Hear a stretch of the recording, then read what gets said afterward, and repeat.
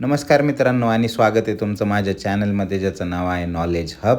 आणि आपण यावर्षी आता जे जे पण आहे त्यांची जी मुलं आहेत यावर्षी जे सीनियर के जीमध्ये आणि पुढच्या वर्षी पहिलीसाठी जे आर टी मार्फत ॲडमिशन घेण्यात इच्छुक आहे त्यांच्यासाठी हा एक चांगला प्लॅटफॉर्म आहे ज्याच्यावर तुम्हाला माहिती भेटू शकते. त्यामुळं ज्यांचीही मुलं यावर्षी पहिलीसाठी ॲडमिशनसाठी अप्लाय करणार आहे किंवा आर टीच्या ॲडमिशनसाठी अप्लाय करणार आहेत, त्यांनी ह्या चॅनलला जरूर सबस्क्राईब करा. कारण मागच्या वर्षी ज्या पण लोकांनी चॅनलला सबस्क्राईब केलं त्यांना अत्यंत चांगली माहिती भेटली आणि त्यांच्या मुलाचे देखील ॲडमिशन झालेले आहेत. कारण आपण टाईमली अपडेट या चॅनलवरती देत असतो आणि यावर्षी देखील आपण या चॅनलवरती तसेच अपडेट देत राहणार आहोत.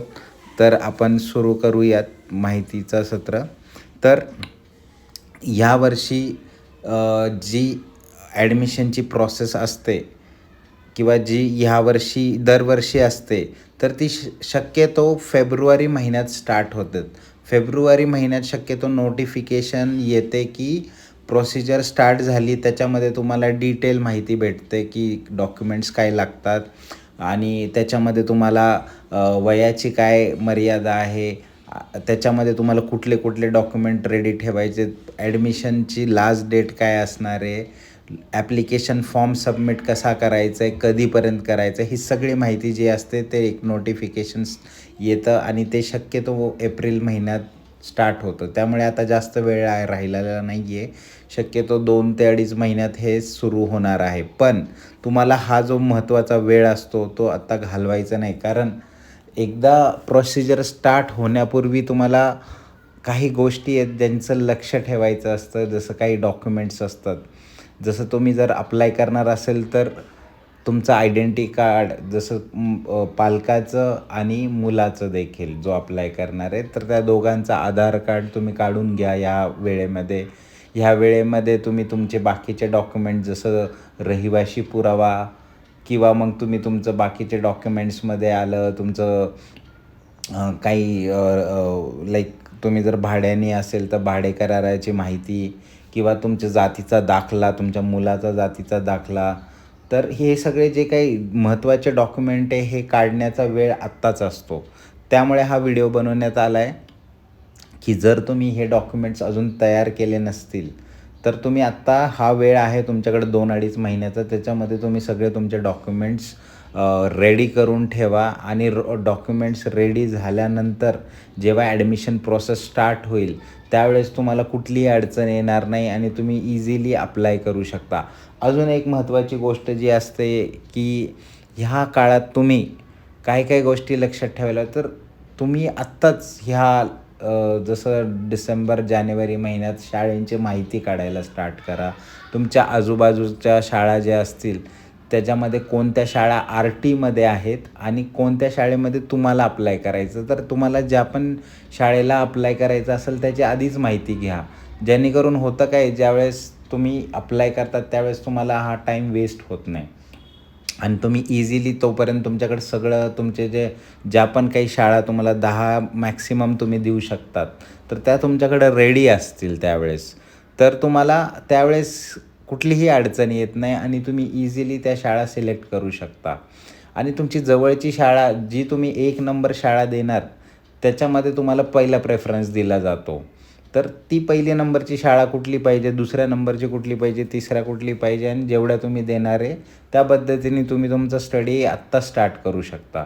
जेणेकरून तुम्हाला ही पुढची प्रोसेस फार इझिली लास्ट मोमेंटला सगळे डॉक्युमेंट जमा करणं आणि मग बऱ्याच वेळेस काय होतं की ज्यावेळेस ॲक्च्युअल प्रोसेस डॉक्युमेंटेशन वगैरे तुम्हाला ज्यावेळेस ॲप्लिकेशन फॉर्ममध्ये द्यावं लागतं माहिती, त्यावेळेस तुमच्याकडे डॉक्युमेंटच नसेल तर बऱ्याच पालकांच्या डॉक्युमेंट्सच्या कारणाने फॉर्म्स रिजेक्ट होतात. त्यामुळं कधी-कधी तर नंबर लागून पण विद्यार्थ्यांना ॲडमिशन भेटत नाही.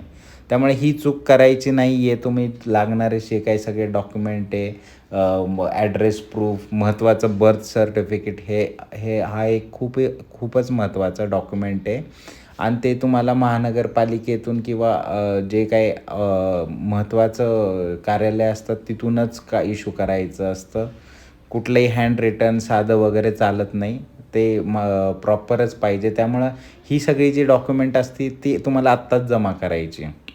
व्हिडिओ बनवण्याचा उद्देश आत्ता हाच आहे, की तुम्ही आत्ता तुम्हाला डॉक्युमेंट्स रेडी करायचे आहेत आणि शाळेची माहिती घेऊन ठेवायची आहे, की कुठली शाळा चांगली आहे, कुठली नाही आहे, कुठली जवळ आहे, किती शाळा आर-टीमध्ये आहे, तुमच्या आजूबाजूच्या एरियामध्ये.